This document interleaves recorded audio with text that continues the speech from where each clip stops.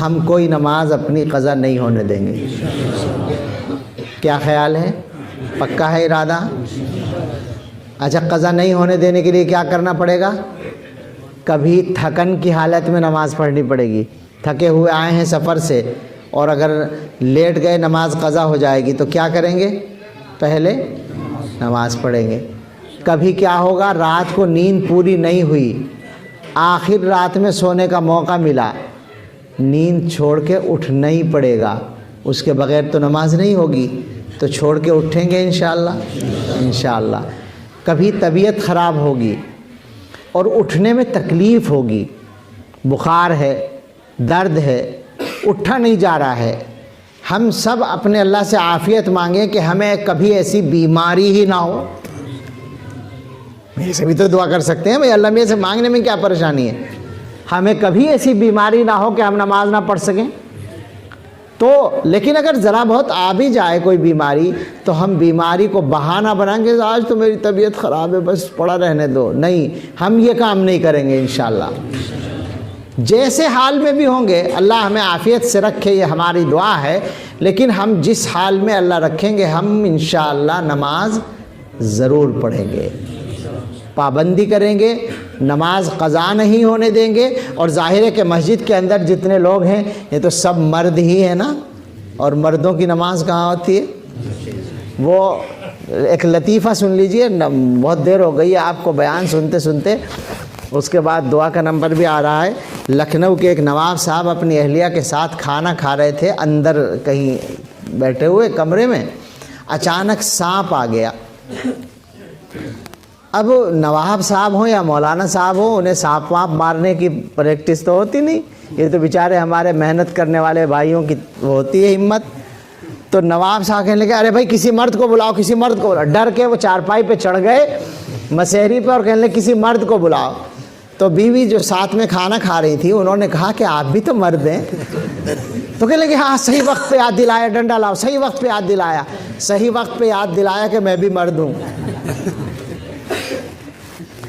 تو میں نے بھی صحیح وقت پہ یاد دلایا نا کہ ہم سب مرد ہیں۔ تو مردوں کی نماز مسجد میں ہوتی ہے، لہٰذا ہم سب طے کر لیں کہ انشاءاللہ ہر نماز جماعت سے پڑھنے کی کوشش کریں گے۔ اچھا، اس پہ عمل ہو گیا تو مسجد میں جگہ نہیں ملے گی، کیا خیال ہے؟ بڑھے گی،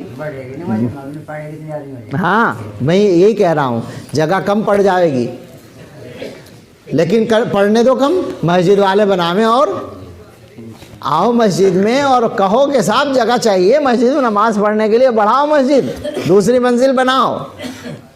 یہی تو جواب ہے۔ اب بابری مسجد تو چلی گئی، ملنے کی نہیں، فی الحال تو پکی بات ہے نہیں ملنے کی، آج وہ مقدمہ وہ بھی خارج ہو گئی، نظر ثانی کی اپیل بھی، بات ختم ہو گئی۔ تو ٹھیک ہے، انہوں نے ایک مسجد لے لی، مگر ہم نے کیا کر رکھا ہے؟ ہم نے تو بہت ساری مسجدیں خود ہی چھوڑ رکھی ہیں۔ کسی کو کیا کہتے ہیں؟ انہوں نے تو بیچاروں نے ایک لی ہے نا، بیچارے کہہ رہا ہوں میں ان کو، ایک مسجد انہوں نے لی ہے اور ہم نے خود ہی بہت ساری چھوڑ رکھی ہیں۔ تو ہمیں کیا کرنا ہے؟ کم سے کم اپنی ان مسجدوں پہ تو قبضہ کرنا ہے نا۔ قبضہ کرنے کا کیا طریقہ ہے؟ کوئی طریقہ نہیں سوائے اس کے کہ نماز پڑھنی شروع کر دو، کون روکے گا؟ اگر مسلمان مسجد میں نماز پڑھنے جاتے رہیں تو کوئی روکے گا؟ نماز سے تو کہیں بس اڈے پہ بھی نہیں روکتے، ہوائی اڈے پر بھی نہیں روکتے، ہوائی جہاز میں بھی نہیں روکتے، عام طور پر نماز تو آپ چاہے جہاں پڑھ سکتے ہیں۔ تو نماز اگر ہم لوگ پڑھیں تو انشاءاللہ کوئی رکاوٹ نہیں ہے۔ اب جب وہاں رکاوٹ نہیں تو مسجدوں میں کیا رکاوٹ ہے؟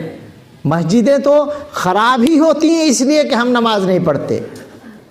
مسجدیں جو غیر آباد ہو جاتی ہیں اور پھر دوسروں کی نظر ان پر پڑتی ہے، وہ کیوں پڑتی ہے؟ ہم چھوڑ دیتے ہیں بھائی، جب ہم لاوارث چھوڑ دیں گے تو پھر دوسروں کی نظر ان پہ پڑتی ہے۔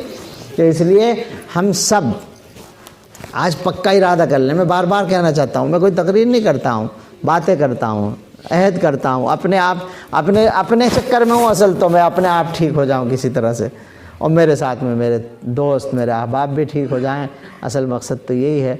تو ہم سب جو ہیں ایک دفعہ پھر طے کریں کہ انشاءاللہ ہر نماز جماعت سے